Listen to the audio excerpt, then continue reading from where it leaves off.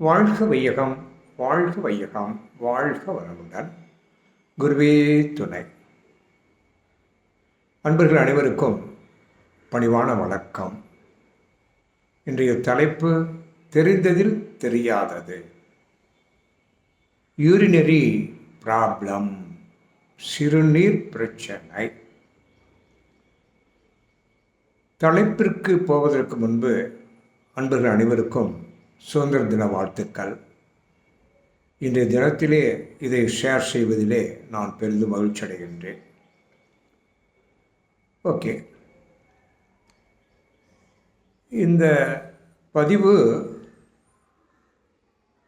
படித்து உணர்ந்து தெரிந்து கொண்டு உங்களோடு பகிர்கிறேன். இது ஒரு நடந்த உண்மை சம்பவம். இது குறிப்பாக சீனியர் சிட்டிசன்களுக்கு அவசியம் தெரிந்திருக்க வேண்டிய ஒன்று. பார்ப்போம். ஒரு டாக்டர், இஎன்டி ஸ்பெஷலிஸ்ட், காது மூக்கு தொண்டை டாக்டர். அவருக்கு வயது 70. காலையில் படுக்கையிலிருந்து எழுந்திருக்கிறார். ரெஸ்ட் ரூம் செல்கிறார். சிறுநீர் கழிக்க விரும்புகிறார். ஆனால் வரவில்லை. மீண்டும் முயற்சி செய்து பார்க்கிறார். அப்போதும் வரவில்லை. ஓ, ஏதோ ஒரு பிரச்சனை. நமக்கு இதுபோன்று வேறு எந்த பிரச்சனையுமே உடலில் கிடையாது, திடீரென்று வந்திருக்கிறது என்று டாக்டர்,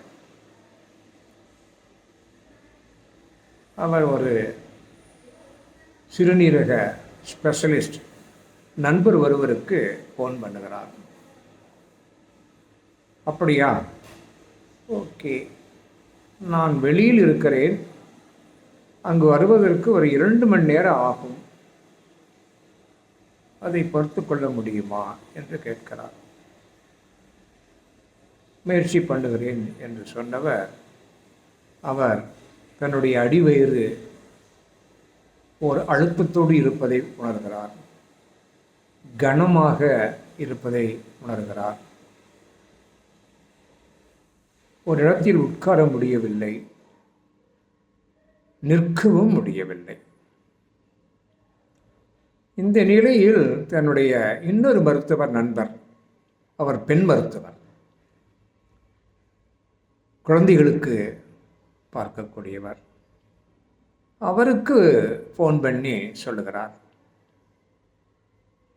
அப்படியா, okay okay okay, no problem, கவலைப்படாதீங்க, இப்போவே அங்கேயே சரியாயிடும், நான் வர்றதுக்கு முன்னாலேயே கூட அப்படின்னு சொல்லிட்டு அவர் ஒரு உபாயத்தை சொல்லித் தருகிறார்.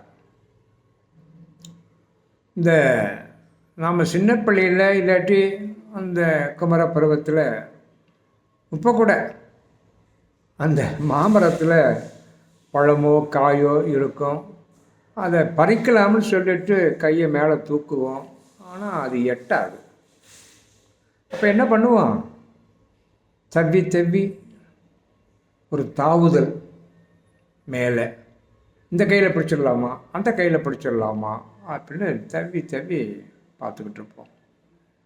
அதை போல் நீங்கள் இப்போ கற்பனையில் ஒரு மரத்திலிருந்து காய் பழம் பறிப்பது போல் ஒரு 10-15 தடவை மேலே எகிரி எகிரி தாவுங்கள். அது உடனே ரிலீஸ் ஆகிடும். You can pass urine. கவலையப்படாதீங்க என்று ரொம்ப ஆறுதலாக சொன்னார். இவருக்கு இந்த அடிவயிறு கனம், அழுத்தம், உட்கார முடியல, நிற்க முடியல, இதில் தாவுறது எங்கிட்டு, ஒரு ஐயப்பாடு. Okay, let's try. டாக்டர் சும்மா சொல்லுவாரா? Okay, right.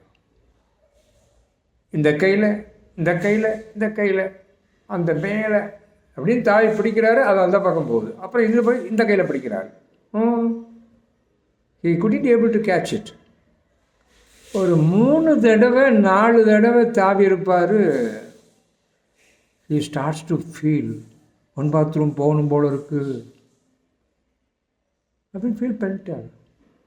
அங்கே போனால் பாஸ் பண்ணுறாரு, வந்துருச்சு. அப்பொழுது தான் ஒரு சின்ன வைத்தியம், சின்ன அனுபவம், குழந்தைகளுக்கு பார்க்கக்கூடிய டாக்டர், வாயில்லாத ஜீவன்களுக்கு பார்க்கக்கூடிய, அது வாய் சொல்லுமா எனக்கு 1 பாத்ரூம் வர முடியாதுன்னு சொல்லிட்டு யோசிச்சு பாருங்க. அப்போ அந்த டாக்டர் என்னெல்லாம் தெரிஞ்சு வச்சுருப்பாங்க, அவ்வளவு பெருமைப்பட்டு கொண்டார். ஸோ அன்பர்களே, இதிலிருந்து நாம் தெரிந்து கொள்ள வேண்டியது 45, 50, 55, 60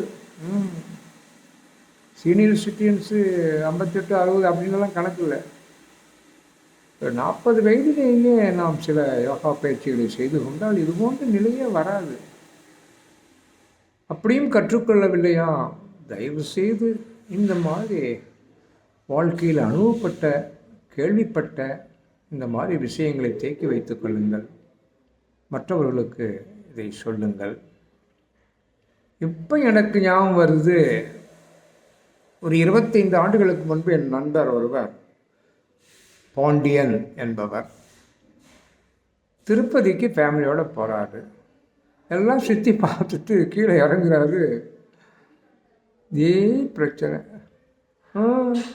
நடக்கல. உடனே கீழே இறங்கி வந்து ஒரு ஹாஸ்பிட்டல் அட்மிஷன் போட்டார். கத்திட்டர் பண்ணாங்க, அதை பண்ணாங்க, டேப்லெட்டை கொடுத்தாங்க, செஞ்சாங்க. ஸோ ரிலீஸ் ஆகிடுச்சு. அப்புறம் அதுக்கடுத்து ஆன்டிபயோட்டிக், எப்படியா ஒரு 2 நாள் அங்கே இருக்க வேண்டியது ஆகிப்போயிடுச்சு.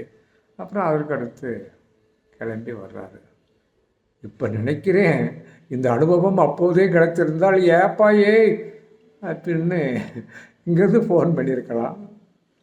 அது அவருக்கு ஒரு ரிலீஃப் கிடைத்திருக்கும். ஆகவே அனுபவம்தான் வாழ்க்கை என்பதை புரிந்து கொள்வதோடு, நீங்கள் தயவு செய்து சீனியர் சிட்டிசன்ஸ் என்பது மட்டுமல்ல, எல்லோருமே யோகா கற்றுக்கொள்வதற்கு, யோகா மூலமாக நிறைய பிரச்சனைகளை மிக எளிதாக பாட்டி வைத்தியம் எப்படி செய்கின்றார்களோ அதே போல் there are a lot of yoga masters, yoga therapists nowadays. So I hope you understand, புரிஞ்சுக்கிறப்பன்னு நினைக்கிறீங்க. பார்ப்போம், மீண்டும் சந்திப்போம்.